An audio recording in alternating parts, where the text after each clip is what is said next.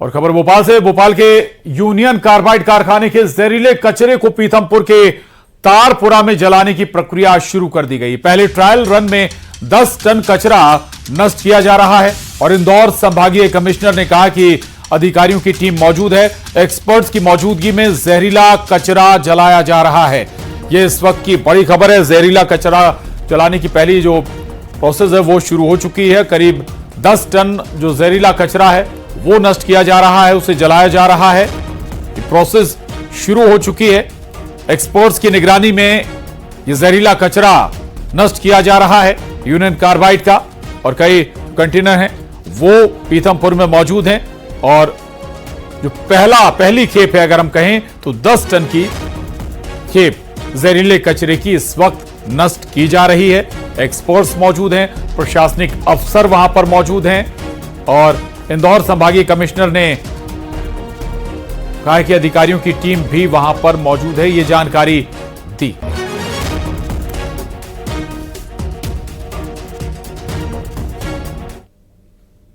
पीथमपुर में लाया गया था निस्तारण के लिए, उसकी प्रक्रिया प्रारंभ हो चुकी है। जैसा कि मैंने पहले बताया था कि 5 टैंकर से मटेरियल निकाल के उनकी मिक्सिंग करके जो पूरी प्रक्रिया है, जिसमें कि सेंट्रल पोल्यूशन कंट्रोल बोर्ड और स्टेट पोल्यूशन कंट्रोल बोर्ड के अधिकारी और साइंटिस्ट भी उपस्थित हैं। उनकी मौजूदगी में, उनके सुपरविजन में कचरा जलाने का काम शुरू हो गया है। इसकी सतत मॉनिटरिंग की जा रही है और ऐसी व्यवस्था भी की गई है कि इसके जो गैसेज निकल रही हैं उसके सारे जो मापदंड हैं वो ऑनलाइन प्लेटफॉर्म में भी पब्लिक डोमेन में उपलब्ध है। कोई भी व्यक्ति उसको देख सकता है। पुलिस व्यवस्था पूरी यहाँ लगी हुई है। पिछली बार जो घटना घटी थी उस तरह का कोई भी ऐसा महसूस नहीं हो रहा है, क्योंकि हम लोग कल से ही मॉनिटर कर रहे हैं, सारे सोशल मीडिया को मॉनिटर कर रहे हैं। जो इस तरह के जो यहाँ के कुछ लोग जो आंदोलन कर रहे थे उनको हम पर्सनली उनके और न्यूज 18 संवाददाता मिथिलेश गुप्ता हमारे साथ इंदौर से जुड़ गए हैं। मिथिलेश, वाकई यूनियन कार्बाइड का कचरा जिसको लेकर तमाम तरह की सियासत भी हुई, सवाल जवाब भी हुए, आखिरकार कोर्ट की हरी झंडी के बाद अब यह कचरा जलाया जा रहा है। सब कुछ व्यवस्थित चल रहा है, व्यवस्थाएं पूरी हैं। विरोध अगर होता है उससे निपटने की भी तैयारियां हैं। मिथिलेश जी बिल्कुल सही कहा आपने प्रशांत की। अगर विरोध होता है तो उससे निपटने की तैयारियां पूरी हैं।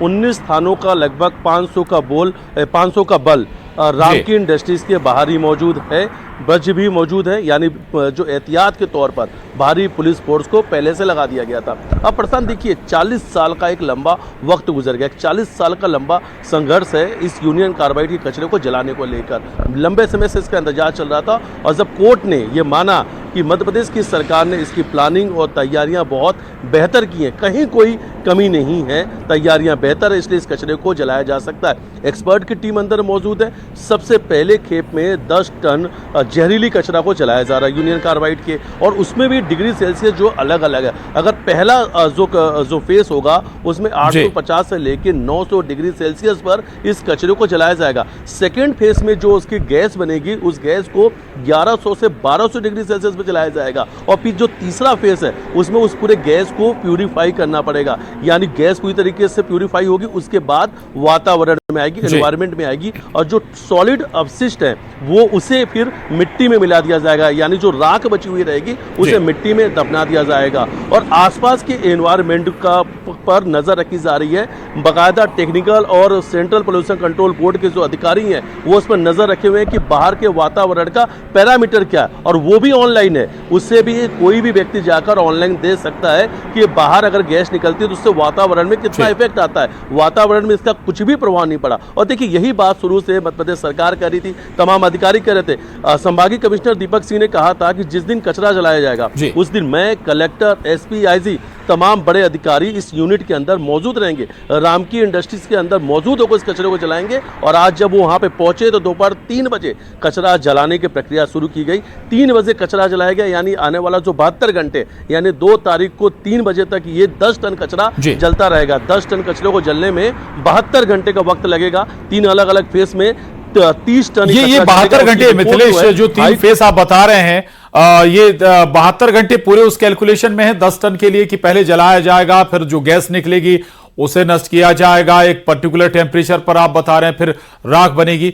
ये 72 घंटे उसके लिए। और दूसरा ये भी बताइए कि ऐसा कितना टन और कचरा जलना है, कब तक ये पूरी प्रोसेस चलेगी? देखिए, पूरा जो 12 कंटेनर में यूनियन कार्बाइड का कचरा है वो 337 मैट्रिक टन कचरा है। उसमें से 10 टन अलग अलग 3 फेज में जलाने। पहला फेज था 27 तारीख को, दूसरा 4 मार्च को, तीसरा 10 मार्च को। 27 मार्च को तैयारी शुरू की गई। 27 मार्च को जो तैयारी शुरू गई उसमें इंसिनेटर को शुरू किया गया। इंसिनेटर को पहले इसलिए शुरू किया गया कि 10 घंटे का वक्त लगेगा 800 से 850 टेम्परेचर जाने में। 850 से प्लस माइनस हो सकता 50, इसलिए ऐसा कहा जा रहा है कि या कि 850 टेम्परेचर होगा या कि 900 टेम्परेचर होगा। पहला जो जहरीली कचरा वो इस टेम्परेचर में जलाया जाएगा। इसके बाद अलग अलग तरीके से प्यूरिफाई किया जाएगा। 1200 डिग्री टेम्परेचर तक कचरे को जलाया जाएगा। इसका मतलब है कि कहीं कोई अपशिष्ट पदार्थ रह ना जाए, इसका विशेष ध्यान रखा जा रहा। और सबसे बड़ी बात है, तैयारियां ऐसी की गई है, अगर कहीं से लगता है कि कुछ सेंसिटिव पार्टिकल आ रहे हैं, कहीं कुछ लगता है कि कहीं कुछ दिक्कत हो रही है, तो ये पूरी जो मशीनरी है वो ऑटोमेटिक शट डाउन हो जाएगी। अगर एनवायरमेंट में टेम्परेचर बढ़ेगा उस कंडीशन पे भी ये मशीन शट डाउन हो जाएगी। शुक्रिया मिथिलेश आपका इस पूरी जानकारी के लिए, धन्यवाद। और जहरीला कचरा जलाने पर सियासत भी गर्मा गई है। कांग्रेस का आरोप है कि सरकार जनता को वोट के बदले कैंसर दे रही है। सीएम डॉक्टर मोहन यादव ने कहा कि कांग्रेस भ्रम फैलाने का काम कर रही है। आप किसी एजेंसी को भेज के वहां के जल स्तर को रामकी के आसपास 10 किलोमीटर के मानकों में चेक कर लें। अगर नहीं निकला तो मैं सार्वजनिक माफी मांगूंगा, और अगर निकला तो फिर सरकार ने मैसेज दिया है कि हमें आप वोट देते हो, हम आपको जहर देते हैं, कैंसर देते हैं। अपने स्वार्थों के लिए, व्यक्तिगत स्वार्थों के लिए सरकार, उसके मंत्री, उसके मुख्यमंत्री, उसके नुमाइंदे उस जमीन पर किसी न किसी प्रकार का लाभ लेने के लिए कचरा पहुंचा दिया।